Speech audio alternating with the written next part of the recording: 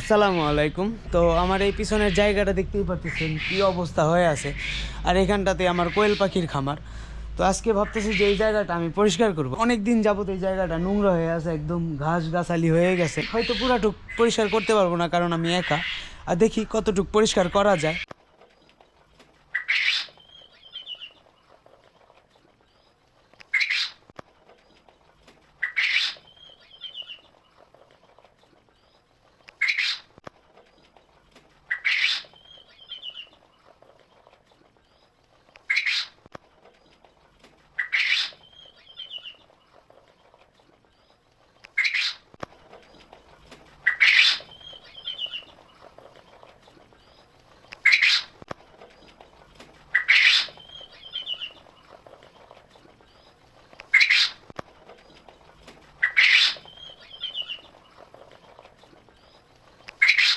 তো দেখতেই পারতেছেন আমাদের আজকের মতন এইটুক পরিষ্কার করতে পারছি। আজকের মতন এখানে এই কাজ শেষ, এইটুকুই পরিষ্কার করতে পারলাম। সবাই ভালো থাকবেন, সুস্থ থাকবেন, আমাদের জন্য দোয়া করবেন।